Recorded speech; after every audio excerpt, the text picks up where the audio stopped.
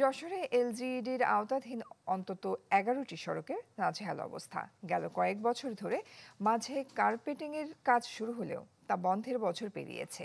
খোঁজ নেই কার্যাদেশ পাওয়া ঠিকাদার প্রতিষ্ঠানেরও। ফলে ভাঙা চোরা সড়কই যেন নিয়তি এই জনপদের বাসিন্দাদের।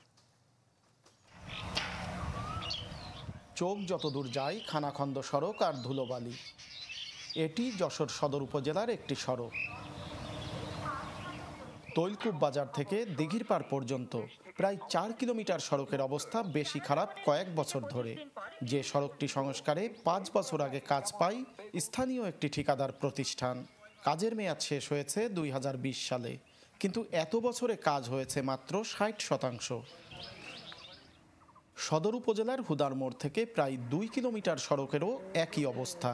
এখানে কার্পেটিংয়ের কাজ পায় Hanif trading and steel house নামে একটি ঠিকাদার প্রতিষ্ঠান। এখানেও 4 বছরে কাজের অগ্রগতি অর্ধেক। একই দশা এই উপজেলার আরও অন্তত 9টি সড়কের। এতে চরম ভোগান্তিতে এখানকার মানুষ।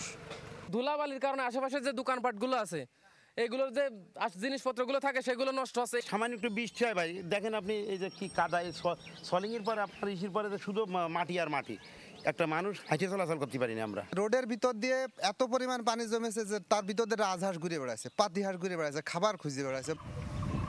সড়কের এই বেহাল দশা কতদিন থাকবে জানতে চাইলে এলজিইডির নির্বাহী প্রকৌশলী জানান, সংশ্লিষ্ট ঠিকাদারদের কাজ শেষ করতে নির্দেশ দেয়া হয়েছে। ইতিমধ্যে কিছু কন্ট্রাক্ট ক্যান্সেল করে পিপিআর অনুযায়ী কন্ট্রাক্ট ক্যান্সেল করা হয়েছে। কিছু কাজ আবার ঠিকাদারের সাথে ম্যানেজমেন্ট মিটিং করে সেই কাজগুলো আবার শুরু করা হয়েছে। আশা করছি প্রত্যেকটা প্রজেক্ট পিরিয়ডের মধ্যে কাজগুলো দ্রুততার সাথে এটা সম্পন্ন করা হবে।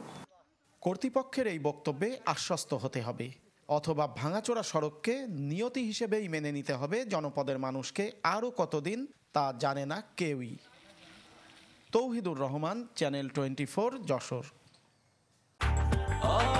ব্রেকফাস্ট, টিফিন কিংবা স্ন্যাক টাইমে মজাদার আয়োজন মানে অল টাইম ব্রেড।